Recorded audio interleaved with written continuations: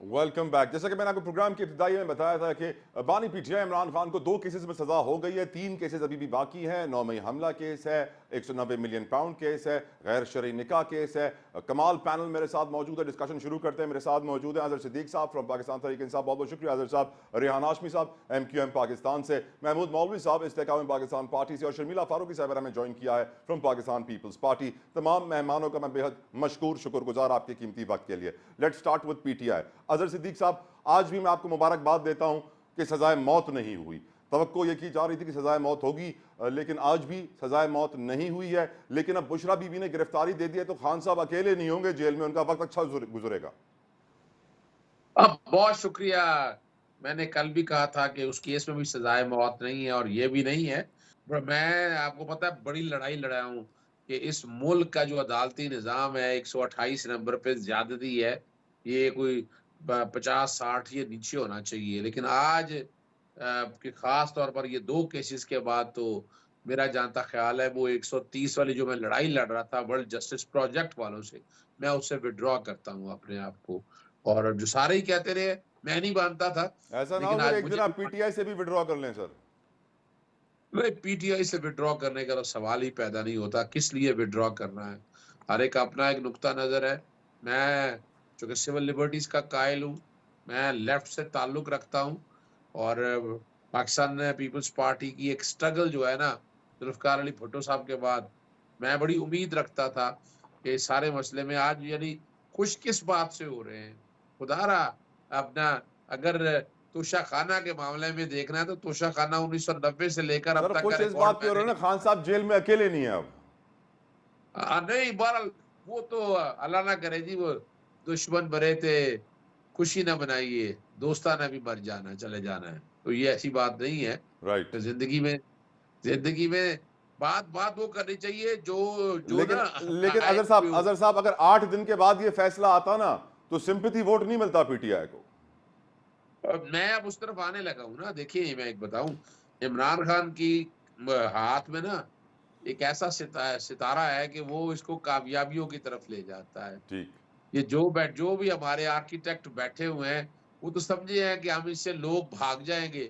मेरी आज मेरा यानी फोन ही मैं बड़ी मुश्किल से आज मैंने टाइम दिया प्रोग्राम के लिए। Thank you sir. लोगों के फोन आ जाना स्पेसिस में बैठकर, यानी लोग अब इतने एंथुसियास्टिक हो चुके, इतने यानी जज्बाती हैं कि वो इसका बदला उतारेंगे वोट के जरिए। और परेशानी अब क्या है जरा समझिएगा, यानी ये सारा तो कुछ हो गया, दूसरी तरफ बलूचिस्तान और खैबर पख्तूनख्वा मैं सर उस दो पे आ रहा जगह हूं, मैं उस पे आ रहा हूं। मुझे अगर चांस दीजिए तो मैं राउंड कंप्लीट कर लूं। मेरे साथ बड़ा कमाल पैनल है, बड़े मोअज़्ज़ज़ मेहमान हैं। मैं एक प्लीज और बात कर लूं, मैं बिल्कुल एक कर और लें, बात। जल्दी से कर लें।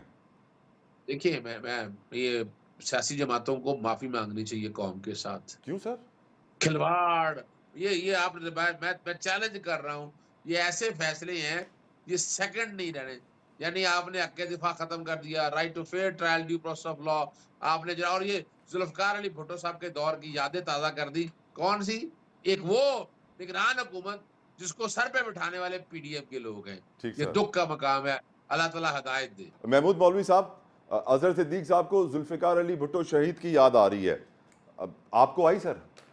नहीं, मेरे ख्याल से देखें जुल्फ़िकार शहीद का उनका केस जो है, देखें उनका केस हाई कोर्ट और सुप्रीम कोर्ट में फैसला हुआ था, बल्कि उनका केस सुप्रीम कोर्ट ने फैसला किया था। देखिए ये केस इस वक्त ट्रायल कोर्ट में है, तो किसी को खुश नहीं होना चाहिए, ना दुश्मनों को और ना दोस्तों को। उसकी वजह है कि दोस्त खुश हो रहे हैं कि जी बड़ा माइलेज मिल गया, और दुश्मन खुश हो रहे हैं कि जी फैसला हो गया। मेरे ख्याल से किसी को खुश नहीं। जी ट्रायल कोर्ट है, अभी हाई कोर्ट में जाएगा, उसके बाद सुप्रीम। देखिए इसके ऊपर हम फैसला नहीं देते। और जो केसेस है, देखिए मेरे नज़र में, देखिए हर एक का अपना अपना व्यू है। मेरे नज़र में 2 केसेस इंपॉर्टेंट हैं, एक 9 मई वाला और दूसरा जो है साइफर वाला। मैं तोशा खाना को इसलिए नहीं कहूँगा क्योंकि तोशा खाना में बहुत से लोगों ने लिया है और बहुत से लोग तोशा खाना का केस सिर्फ एम्बेरसमेंट वहाँ पे है, जो कि मैं कहूँगा बैरूनी मुल्क जो सऊदी अरेबिया से थोड़ा एम्बेरसमेंट है कि उनके गिफ्ट को लेके बेच दिया गया है। जो सर जब सऊदी तोशा खाना अरेबिया, के गिफ्ट हमेशा हमेशा से ही बिकते थे, तो सऊदी अरब का गिफ्ट बिकने पे क्या प्रॉब्लम सर? देखिए सऊदी अरब का देखिए उन एक ईगो इशू जो है। देखिए एक चीज है, Saudi Arabia is a very important friend of us, और पाकिस्तान का बहुत बड़ा डोनर भी है, ठीक है ना? तो उनके तवाइफ को बेचना ये नामुनासिब बात थी। सर आपने हाँ, कभी तोशाखाना से कुछ लिया सर? नहीं भैया, मैंने तोशाखाना से कुछ नहीं लिया और मैं सर ये मेरे लिए कुछ गलत ले आइएगा सर। हाँ, अल्लाह करे, देखिए अल्लाह ना करे कि मेरे को कभी ऐसी नौबत पड़े। इम्पोर्टेंस ये है कि ये गिफ्ट सऊदी अरेबिया के किंग ने दिया था, ठीक सर। इम्पोर्टेंस ये है, राइट, ठीक शर्मिला है ना? साहबा, मैं शर्मिला साहबा को शामिल कर लें गुफ्तगू में। शर्मिला साहबा, if you can hear me please मुझे बताइएगा, अजहर सिद्दीक साहब कहते हैं कि उनको जुल्फ़िकार भुट्टो शहीद की याद आ गई, आपको आई ma'am?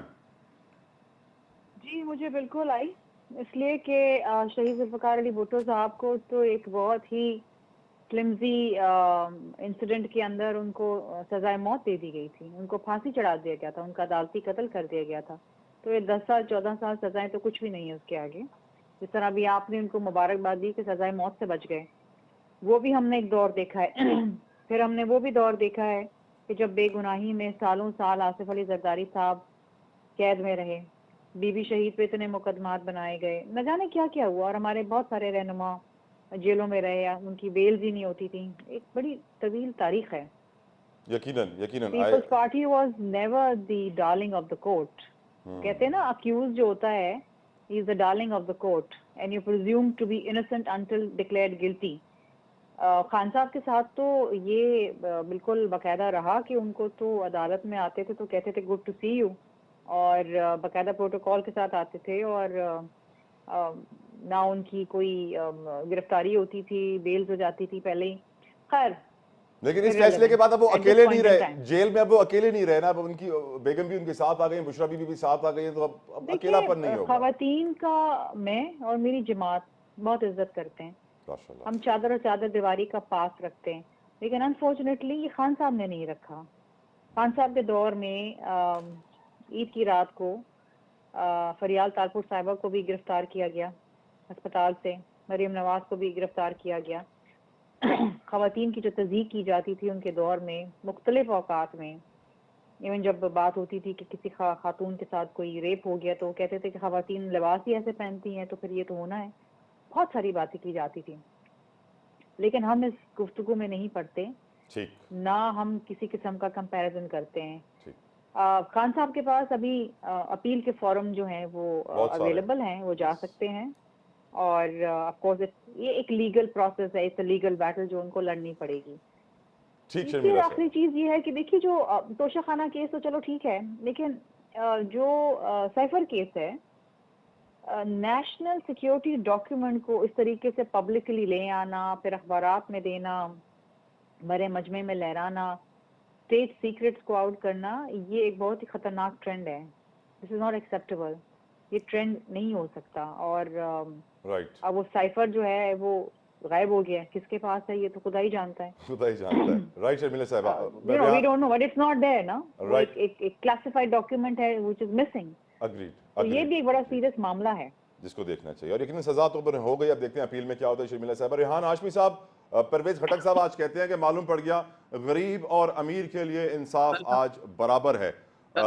I come to you Azhar साहब। सिर्फ एक बात। अजहर साहब, आखिर में आपके पास आऊंगा, रेहान साहब की बात सुन लीजिए। गरीब नहीं, और मैं कहता हूँ रेहान साहब पहले एक बात कर लीजिएगा। जी जी पहली तो बात है, मैं चाहूंगा कि सारे जरा ये बताएं कि ये वो स्टेट सीक्रेट क्या था, नंबर एक। ठीक और साइफर तो डी कोड हुआ, वो तो ठीक। मिनट्स ऑफ द मीटिंग का साइफर तो आज भी पड़ा पॉइंट हुआ टेकन, वहां पर। Point taken Azhar sahab. I come back to you. Rehan sahab, Parvez खटक कहते हैं गरीब और अमीर के लिए इंसाफ बराबर है, आज साबित हो गया। चोर चोर कहने वाला खुद चोर निकला। आपका इसके ऊपर ओपिनियन क्या है सर? बिस्मिल्लाहिर्रहमानिर्रहीम। देखिए, आज का जो खास तौर पे जो फैसला है, बुनियादी तौर पर अगर तो ये इंतकामी कार्रवाई है तो इसका तदारुक होना चाहिए, मगर इसको अगर शवाहिद की बुनियाद के ऊपर फैसला किया गया है तो ये तमाम चीज़ें सामने आनी चाहिए कौम के भी।